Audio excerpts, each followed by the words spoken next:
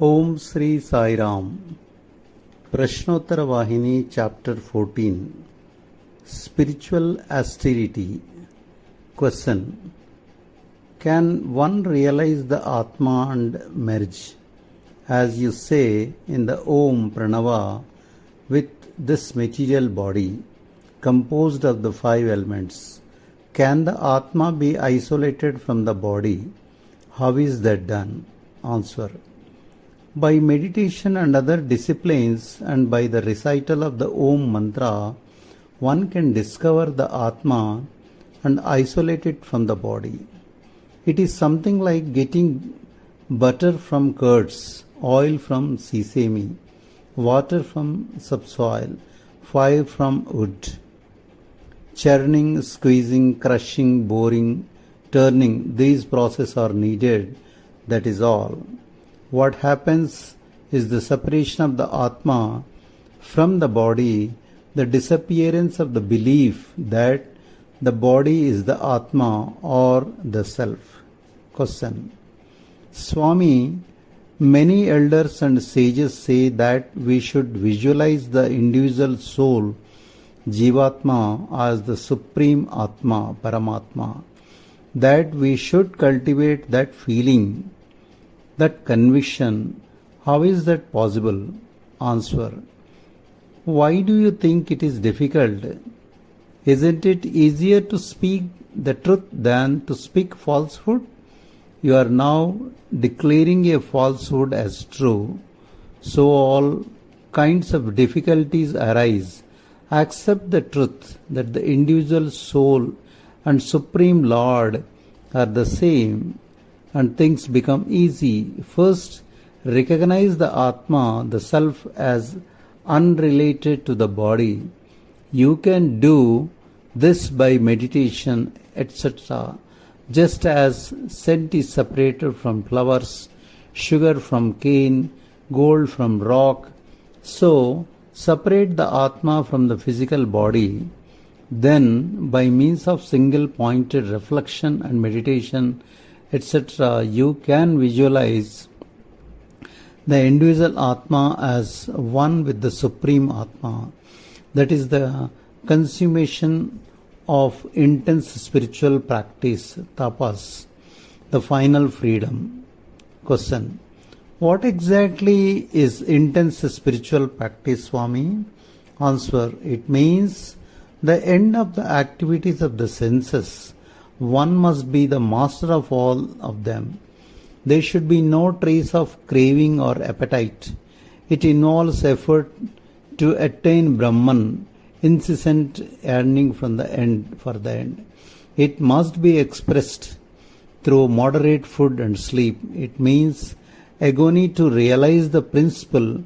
Such spiritual austerity tapas is called pure sattvic. Question. What then is emotional spiritual practice, rajasic tapas? Answer.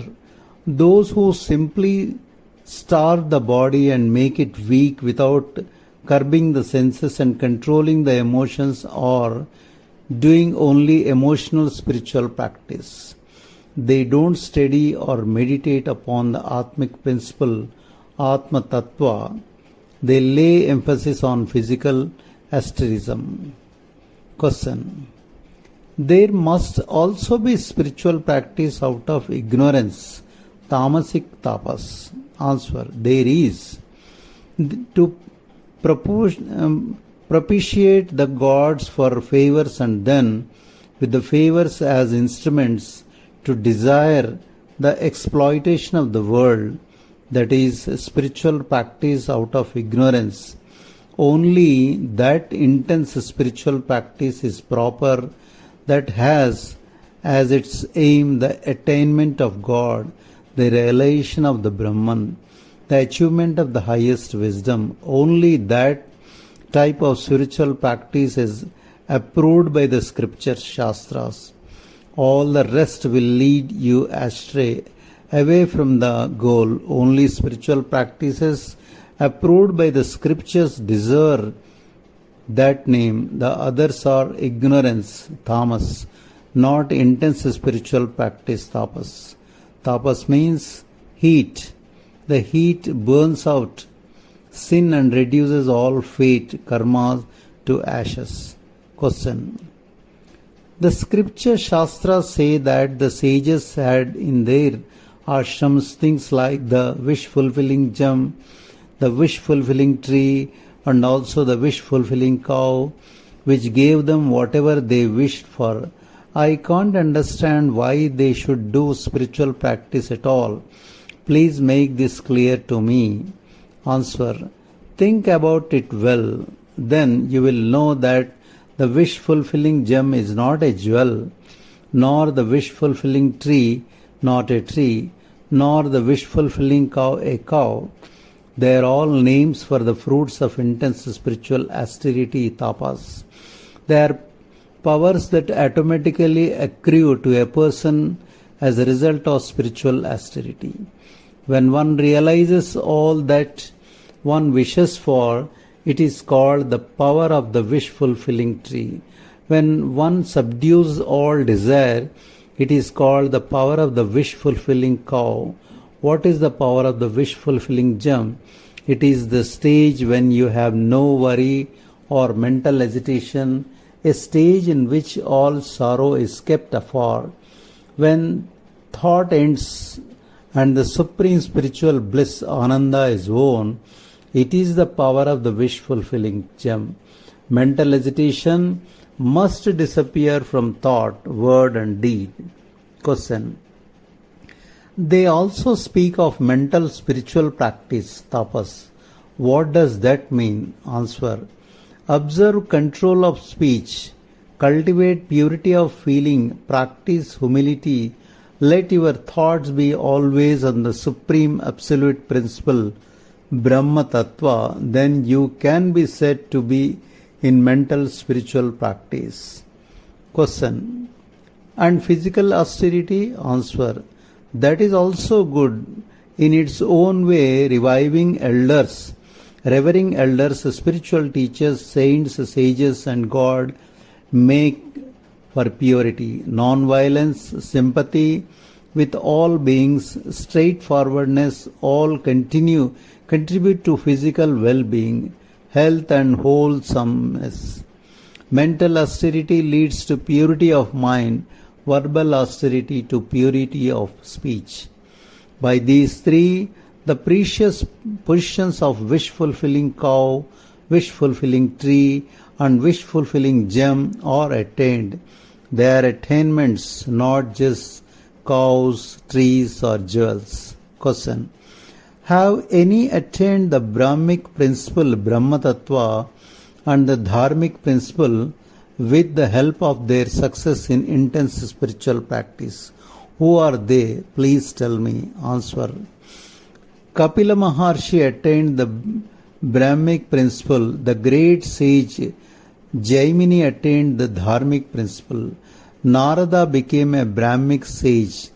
Bhagirath brought the Ganga down. Gautama pursued the river Godavari to flow on the earth. Valmiki realized the force of the Rama mantra and was enabled to compose the Ramayana. Gargi was established in spiritual studentship, brahmacharya, and Sulabha in spiritual wisdom, all through intense spiritual practice alone. Why go on quoting example one after the other? Through intense spiritual practice, even Brahma, the creator, and Rudra, the destroyer, became once collaborators. Question. Swami, in order to reach this high stage, do you say that birth in a high caste is necessary, or is a spiritual practice of a high order is enough? Answer. Caste without character is meaningless. It is just an empty label. Spiritual practice without the base of character is like the journey of a blind person. Morality, virtue, character, these are vital. On the basis of these, if spiritual practice is done according to the scheme laid down for the path one has selected, then there is no doubt of success. But you must take note of a caution That is essential. You must not give place to sloth simply because race is not important. Moral standards also accrue according to birth. So, to foster them, the consciousness of birth is helpful and important. But if through the accumulated merit of past births one has the treasure of goodness and virtue, then one need not attach much importance to birth. Only those who practiced yoga in previous births and who could not complete the process will have that type of excellence. The main thing is to acquire the moral standards prescribed for the birth. Foster the birth with moral standards and make yourself fit and full with a high status in life. For some distance on the path of spiritual practice and spirituality, both birth and moral standards will help. The qualities, gunas, will be sublimated through these two. Question. Therefore, some have attained Godhead through the merit of previous lives. Give some instances, please. Answer. My dear man, you should not seek to discover the source of a river or the austerity as ancestry of a sage. They may be quite unimpressive. You should be satisfied with their services. Their experience is what is most valuable. Be inspired by them. Be led by them to similar efforts. If we go in search of the beginnings, you lose the vital core. Still, since you raised the question, I will tell you, Vyasa was born of a fisherman caste. Saunaka was the Sunaka clan. Agastya was born in a pot. Vishwamitra was a warrior, Kshatriya. And Sutta was born in the fourth caste.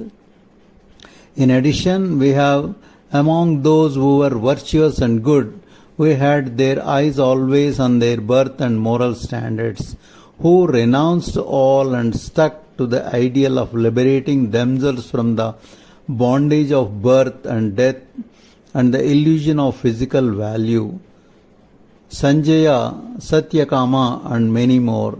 My dear man, self-effort, discrimination, viveka, intense spiritual practice, tapas, these qualify people for the highest status. Without purity of the inner instruments, no person, however high their caste, can reach the highest. If inferior copper is added to gold, the alloy loses value. Just as the pure gold becomes an alloy through contact with copper, the universal form gets the inferior ego added to it in this ocean of worldly existence, samsara. The universal becomes transformed into the individual soul, jivi. Now, what has to be done to get back the real gold principle, tattva, through intense spiritual practice and oaths, through polishing and cleansing the intellect, buddhi, the original stage has been regained. You wash your feet after walking through the mire. Your mind also has to be washed of the mire of attachment to objects. Only spiritual wisdom, jnana, can burn the seeds of attachment so that they may not sprout again. So, a person with the treasure of spiritual wisdom gets liberated easily. Jai Sai Ram.